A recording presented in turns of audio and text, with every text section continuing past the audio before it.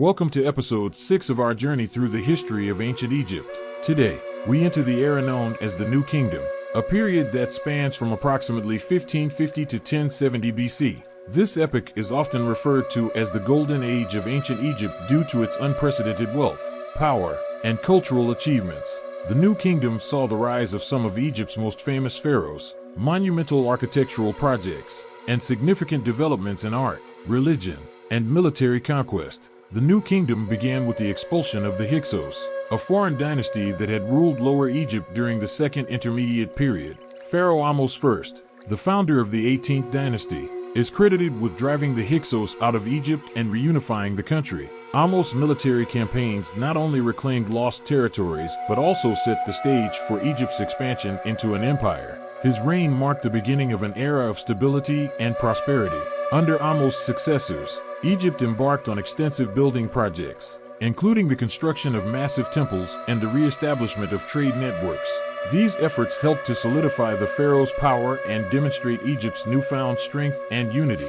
The early 18th dynasty pharaohs focused on restoring religious institutions, revitalizing the economy, and reinforcing Egypt's military capabilities. The 18th dynasty is renowned for its powerful and influential pharaohs. Among them was Hatshepsut, one of the few female pharaohs of Egypt. Hatshepsut's reign was marked by peace and prosperity, extensive trade expeditions, and the construction of magnificent temples, including her mortuary temple at Deir el-Bahari. Her expedition to the land of Punt brought back wealth and exotic goods, highlighting Egypt's far-reaching influence. Thutmose III, often referred to as the Napoleon of Egypt, followed Hatshepsut.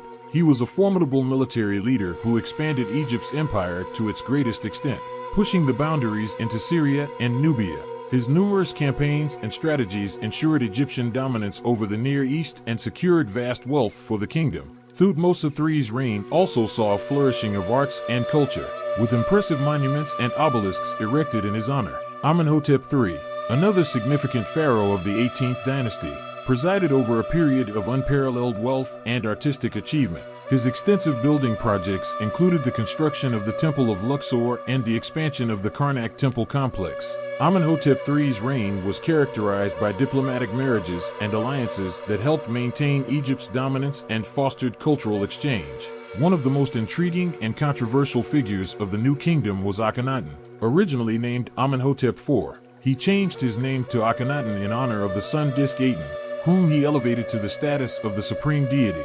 Akhenaten's religious revolution attempted to shift Egypt from polytheism to a form of monotheism, with Aten as the sole god. During his reign, Akhenaten moved the capital to a new city called Akhenaten, known today as Amarna. This period, often referred to as the Amarna period, saw a dramatic transformation in Egyptian art and culture. Traditional forms were abandoned in favor of a more naturalistic and expressive style. However, Akhenaten's religious reforms were not well received by the priesthood and the general population, leading to turmoil and instability. Akhenaten's wife, Nefertiti, played a significant role in his religious and cultural reforms. She is often depicted alongside him in art, emphasizing her importance in his reign. The Amarna art style introduced more intimate and realistic portrayals of the royal family, a stark contrast to the idealized forms of previous eras. After Akhenaten's death, the traditional religious practices were restored under his successor, Tutankhamun. Tutankhamun is one of the most famous pharaohs today, largely due to the discovery of his nearly intact tomb by Howard Carter in 1922. His reign was relatively short and he became king at a very young age. During his rule, efforts were made to undo the changes implemented by Akhenaten, and the capital was moved back to Thebes. Tutankhamun's tomb, filled with stunning artifacts, provided invaluable insights into the wealth and culture of the New Kingdom. The young pharaoh's death remains a subject of intrigue and speculation, with theories ranging from illness to assassination. The discovery of his tomb in the Valley of the Kings was one of the most significant archaeological finds of the 20th century, revealing a wealth of treasures that continue to captivate the world. Following Tutankhamun's reign, a series of short-lived pharaohs, including Ai and Horemheb, worked to stabilize the kingdom and restore traditional religious practices. Horemheb, a former military general, took measures to strengthen the central government and rebuild the nation's infrastructure, laying the groundwork for the 19th dynasty. The 19th dynasty saw the rise of another illustrious pharaoh, Ramesses II, also known as Ramesses the Great. His reign lasted for 66 years, one of the longest in Egyptian history. Ramesses II is remembered for his military exploits, particularly the Battle of Kadesh against the Hittites, which resulted in the first known peace treaty in history.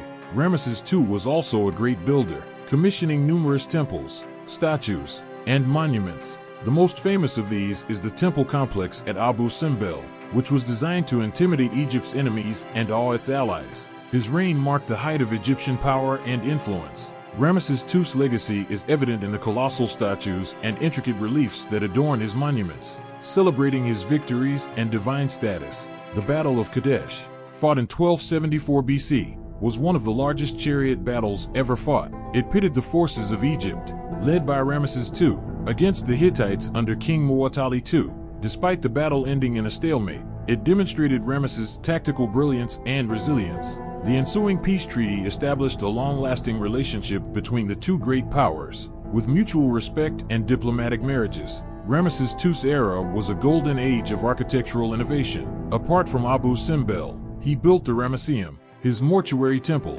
and expanded the Karnak and Luxor temples. His reign saw the peak of Egyptian art, characterized by grandiosity and attention to detail. Sculptures, murals, and inscriptions from this period reflect the prosperity and artistic excellence of the time. The Ramesseum, located in Thebes, is a testament to Ramesses II's ambition and reverence for the gods. The temple complex features colossal statues, intricate carvings, and vast courtyards designed to celebrate the pharaoh's divine status and commemorate his military victories. The grandeur of these structures showcases the advanced engineering and artistic skills of ancient Egyptian craftsmen. During this period, Egyptian literature, science, and medicine also flourished.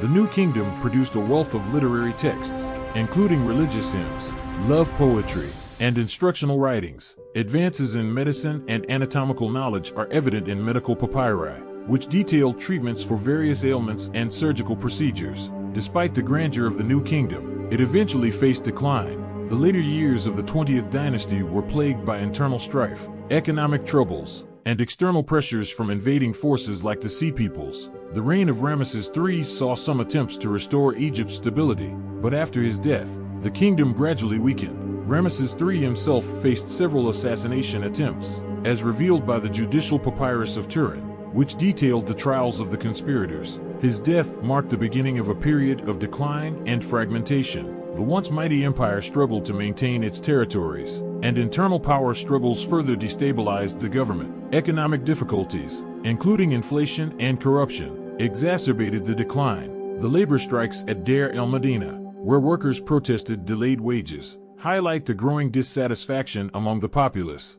These issues, coupled with invasions from foreign powers, eroded Egypt's dominance and led to the eventual collapse of the New Kingdom. As the New Kingdom waned, Egypt struggled to maintain its territories and influence. The powerful priesthood of Ammonius at Thebes gained significant control, often overshadowing the pharaoh's authority. Tomb robberies, corruption, and civil unrest became prevalent. The once mighty empire was divided, leading to the Third Intermediate Period, characterized by a fragmented political landscape and diminished central authority.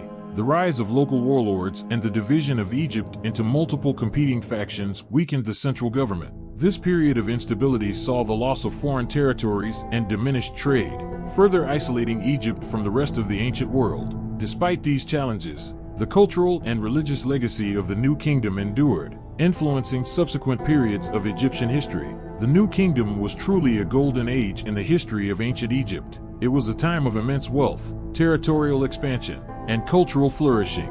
The pharaohs of this era left behind a legacy of architectural marvels, artistic innovation, and historical records that continue to captivate our imaginations today. Join us next time as we delve into the complexities of the late period and explore how ancient Egypt navigated foreign dominations and internal struggles. Don't forget to like, subscribe, and hit the notification bell to stay updated on our journey through ancient Egypt. See you next week.